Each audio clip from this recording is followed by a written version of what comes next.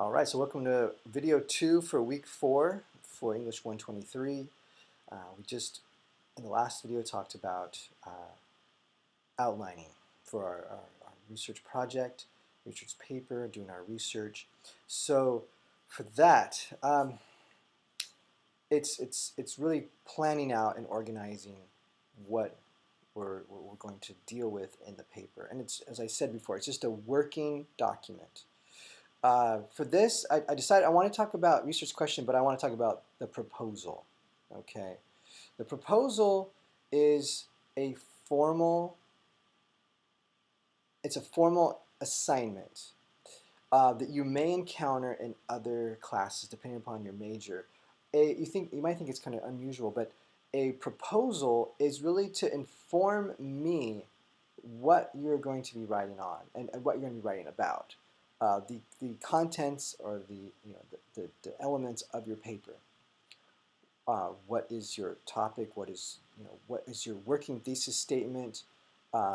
What are some points that you're going to be making as far as an outline, and then your sources. What kind of collection of sources you're going to be dealing with.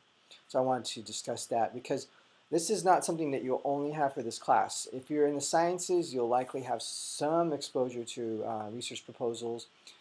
Social sciences as well, you may experience if you're a business major, if you're an education major, liberal arts major. Just depending on the nature of the class and what the professor wants to require, it can be used in graduate school for it's almost a research proposal. It is literally to propose a subject or a research project for something that you really want to research, say for a master's thesis or even for a PhD dissertation. It kind of follows in that tradition, and it's really what leads up to that. But it's a formalized proposal that can in some classes be used as a way of gaining approval for a particular subject or a particular project you want to pursue.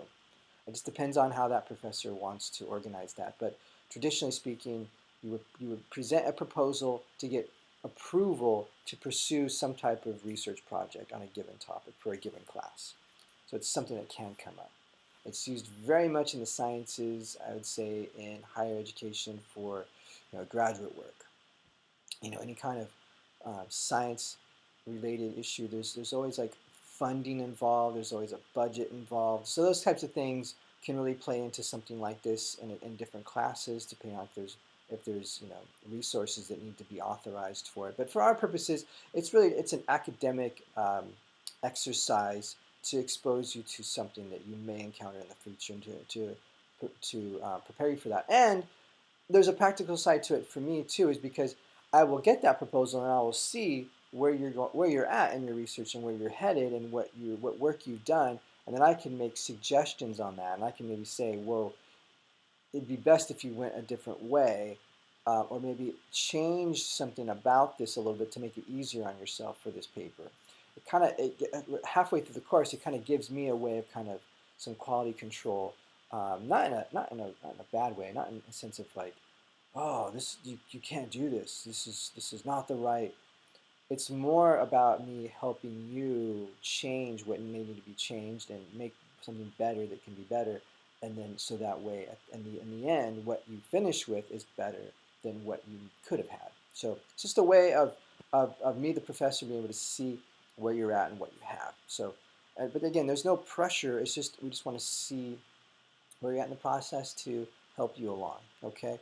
So just to get specific on what we're going to be talking about, the research proposal. Now I'm looking at right now the actual prompt for that. So you're going to be looking at page 1, a tentative title for the paper, your main research questions, any related sub-questions. Research questions and sub-questions are very important. A working thesis statement and key terms. Page 2 is a working outline, which is what we just discussed. So I hope you utilize that information for the better. And then page 3 is a works cited or reference page of all of the sources you believe that you may use in your paper. So it's not etched in stone that whatever you turn in right now has to be on your final paper. By no means. It just is something that's a working document, just so I can see, hey, you've done research, you've thought this through, you have some research questions, you have an outline, you know where you're headed, you know where you're going, or where you could go, and so really that's the idea here. So nothing's written in stone. I want to point out, though, importantly, to complete this activity, the proposal rubric. I want you to review that rubric and write to that rubric. Let that be your checklist, because it's difficult when the rubric or when the assignment instructions haven't been followed specifically. It can affect your grade, unfortunately. So you really want to write to the rubric, you want to write to the prompt, you want to follow the questions that are included in the prompt as thoroughly as possible. Um, well, you want to do it exactly as it's stated, but if there's some variation, it may affect your grade, it may not. It just depends on the nature of it. But you don't want to just kind of go your own way and just kind of do it your own style. You want to follow the prompt, because that's what you're going to be graded on. So keep in mind, the rubric's going to tell you exactly what categories to write to and where your grade could fall depending on how you meet those expectations. I would definitely utilize that. So you want to have those elements, those 3 pages of material in this proposal, which will be turned into me, and then I'll be able to give you feedback. Okay, so let's focus on a research question. Okay, research questions, a research question is really related to your thesis statement. Your thesis statement will really be the answer to, or the conclusion, a logical conclusion, a reasonable answer to the research question. Okay, so you want to ask those how and why questions about your tentative thesis statement that you've developed. How and why. How and why. Why is this a certain way? Why is this the result of this? Why is there a connection between this and that? Okay, why do we see this trend in this? And it's really hard to be specific in this, because this is all very hypothetical because of the number of students that are in the class.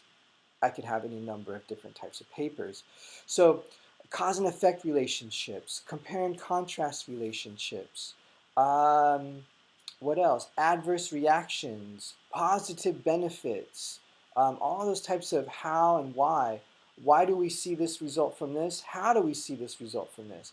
How questions really answer how something works and how something functions, how something does give a result, and then why questions want to know, well, why is that the result? What led to that result? What influenced that result? What factors played into that result? So be thinking that factors, result, factors, situations, circumstances, a number of different things, just depending on what your major is. Some of these things can really be major specific if you're in the sciences, doing laboratory research and such.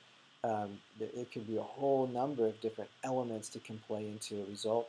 If it's business, there can be different, you know, economic situations that can cause certain factors. If it's social sciences, there could be different social factors that play into certain results in certain circumstances. So again, it's hard to be specific, but I think you kind of get the idea. Cause and effect, situational, all those different types of things that really deserve some kind of how and why consideration will really lead you to your research questions. And you really want your paper to answer questions. It's not just a reporting of information, okay? What I want to stress here is that your experience with writing could potentially or could possibly have been more prone to reporting. Reporting, what I mean by that is dealing with more of what. Who and what, really. If you think about who, a certain historical figure did what, okay? Did what, okay? Abraham Lincoln, historical figure, did what? Was a president during the Civil War. Led to great change in our nation. Led to the abolishment of slavery. Among other factors, of course. He's not the only influence in that, but he is, historically one of the main figures that's looked at that. So you see, a who and a what. Well, we talk about who and what, but then we want to know the how and why. The how and why. So we want to think about that. We want to move beyond the what, the information, and really look at the real analysis as a result of that who and what is more the why and the how. Well, why was Abraham Lincoln influential? How was he influential? Okay, and there's a number of different historical figures that you can play in a positive or in a negative light. There's even probably not likely doing something historical, but you can look at different. Okay, it's hard to be hypothetical, but even say Karl Marx and the result of the writing of the Communist Manifesto.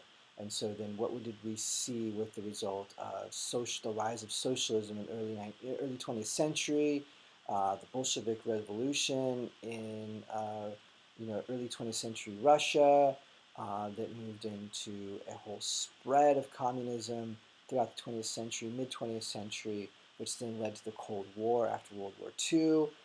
So you see that there's all these different types of influence going on, even just with that one historical figure, Karl Marx, and his writings, the Communist Manifesto. So your topic may have nothing to do with that, and maybe something completely different, but you see there's still a relationship of how and why there. So you want to think how and why, and that will lead you to specific research questions that you can develop. So you want to develop a overarching question that pertains to your thesis statement, that your thesis statement directly answers. And then below that, just as subpoints with a main, have a main point and subpoints, a main question with some sub-questions below that, some clarification questions that may go along with that, some follow-up questions with that. So if you need any help with developing that, please email me what you might have so far, and then we can kind of probe a little further with some questions and maybe kind of put that together a bit more for you. But if you're struggling with that, but if you're not struggling, that's fine. You can continue to work through it. And as I said, these are very thought-intensive exercises that you may feel, this is a writing class. Why do I have to think so much? Well, the more you think, the more you'll be able to write, the more you'll be able to produce through the pre-writing process, which then will directly correlate with the writing process. So you have more backup information. You have a backlog of research and questions that are there that then you can answer and discuss in your paper and really produce a really strong, credible, quality paper. Okay? The more thought you put up front in this, the less you'll have to stress out during the writing, and then the more quality you'll have. So a better thought out paper will typically have a better grade result. Typically, we hope, but there's always exceptions. So just do the best work you can, in terms of your research and your pre-writing and your critical thinking, and that will definitely translate into a better paper. Okay. So if you have any questions about research questions, if you have any questions about outlining, if you have any questions about the proposal, please let me know. But best of luck to you on that, and God bless you, and hope you have a great week. And again, let me know if you have any questions. All right, thank you. Have a great day.